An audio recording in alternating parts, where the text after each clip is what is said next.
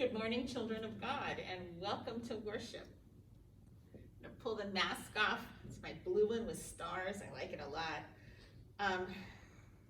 Pull this off so we can talk and so you can hear me more easily over the film. Have you had a good week? Some of you started school this week. Some of you have been in school for a while. I know Evie started preschool this week. I saw her picture. And some of you others are starting virtual school. I hope that's going well. I know it can be hard and confusing. My granddaughter Brooklyn likes Wednesday best because that's when they have specials in her grade. She likes the music and PE so far the best. How about you? I'd love to hear what's going well and what might be a little bit more problematic, and maybe we can pray about it and talk about it. But let's go ahead and get started with our worship today, our story today. And what's the one thing that we always do to start worship?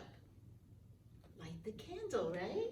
We're gonna light our candle that reminds us every week that we're in the presence of Jesus, the presence of God, that He's with us in a special way when we worship, and we can kind of concentrate on Him and what He means in our lives. Whoa, come on. You know what? That one's getting a little old. There we go.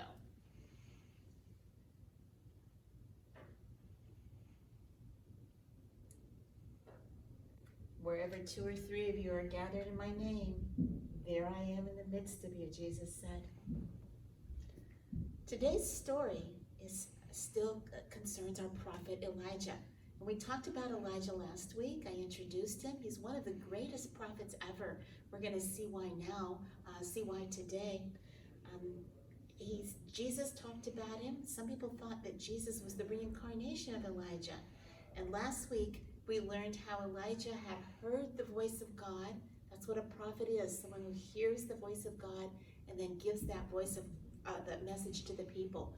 That this prophet Elijah had gone to the king Ahab, who had married a foreign woman with foreign gods, and they had allowed the people to worship the foreign gods, and they had stopped worshiping the one true God.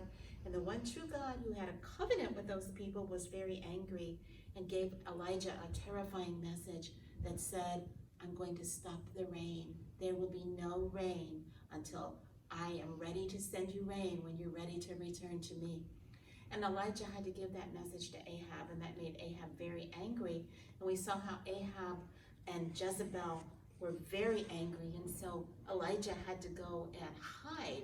First he hid in a ravine where the birds fed him for a while, and then when the river dried up, he went and lived with the widow, and God had given this widow a special gift that whenever her food ran out, because she had shared her last food with Elijah, whenever her food ran out, her grain and her flour and her oil, it would refill, and so she was able to survive the drought that way.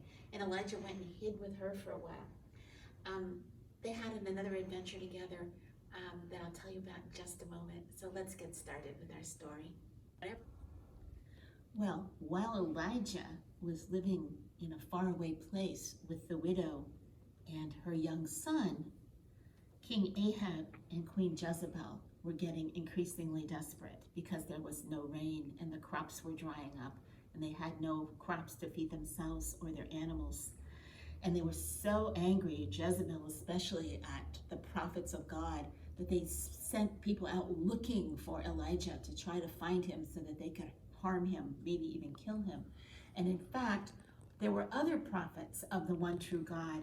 And so Ahab had his servant Obadiah go out and search out and find all the prophets of the one true God, and he was going to kill them. But Obadiah managed to save 100 of them, 50 in one cave and 50 in another, and he snuck food and water to them so they stayed alive, because Obadiah was a servant of the one true God secretly. Ahab was so angry that he couldn't find Elijah. He went to the various other kings, and he went all over and asked, do you know where Elijah is? Do you know where Elijah is? It's Elijah who's brought this problem to us. He's a very troublemaker for Israel.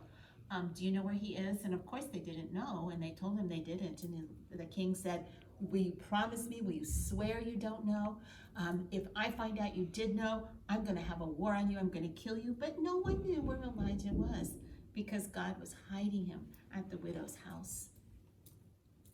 After he had been there a while, the widow's son got very sick. And the widow's son got so sick that one day the widow went to mourning to him and thought he was dead. He had died of his sickness. And the widow was so angry. She went to Elijah and said, I thought you were a man of God. If you're a man of God, why have you brought this trouble to my house? Why has my only child, my son that I love so much, died? And Elijah said, let me go to him. And she said, it won't do any good. He's dead. Well, he went to him and he saw him on the bed and he threw his body on him 3 times and he prayed to the one true God. And the boy was breathing. He wasn't dead. Or he came back to life. And he went and told the widow that your son is revived. The breath has come back in him. He's not dead. If he was dead, he's not dead now. And the widow was so happy and she said, now I know that you are truly a prophet of God, that you speak for the one true God. Well, 3 whole years went by and it got worse and worse in the community. The drought grew worse, the water dried up. Oh, Ahab himself went out looking for a little bit of water, a little bit of grass to feed the animals in the palace. Ahab went the other way. And one day, Elijah received a message from a God after 3 years. And God said to Elijah, now I want you to go to Ahab and tell him I'm about to make it rain again. Well, Elijah was happy to do that. And he even sent messages to Obadiah because he knew that Obadiah was a good man and said, I am ready to meet and talk with King Ahab. So one day when Obadiah was out looking for sources of water and Elijah was on his way back to the palace, they ran into each other. And Elijah said to Obadiah, go and tell Ahab that Elijah is back in the land. And Obadiah said, I don't want to do that. I don't want to do that because who knows where the Spirit of the Lord will tell you to go next. I'll leave you here and I'll go tell Ahab, and the Spirit of the Lord may tell you to go here, there, or the other place. And if I can't find you again, Ahab will probably have me killed because he's that angry with you. I promise you, said Elijah, that I'll wait here for Ahab because I have a message from the Lord for him. I wonder what that message could be. I wonder what Ahab will do when he receives that message. Those are good questions, but they're in a story for another day. Elijah was a great prophet. And one of the reasons that we know he was a great prophet is because not even Moses, not even Samuel, some of the other prophets we've looked at, did God allow to bring someone back to life, to revive them after they had died. We'll have more stories of Elijah, and we'll hear what happened when he confronted King Ahab. And I just realized that at the beginning, I forgot to do the calendar. And of course, that's a really important part when we're together. Of course, we usually do it together while we're together. But I just wanted to show you that even though we're in ordinary time here, we are getting close. We're about maybe that far away from the beginning of the church year, which is an Advent. And because we haven't done it for a while, will you say the seasons of the church year with me? Ready?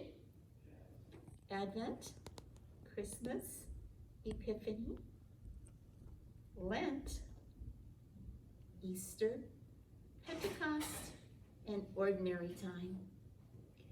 And here we are in ordinary time. I hope you have a good week. I hope you have some fun things planned. I hope school continues to go well for those of you that it's going well. And if you're having some glitches, I hope you get them all figured out. we'll just see each other next week. I have one plan I'm looking forward to. I get to see my granddaughter and my niece and my daughter-in-law Saturday, and we're gonna do some crafting together. We haven't done that for a while, so that'll be something to do. I'm not gonna blow the candle out today because I've asked Stella to do it for us. So Stella, would you say goodbye to the children for us? And we'll see you all next week. Goodbye, see you next week.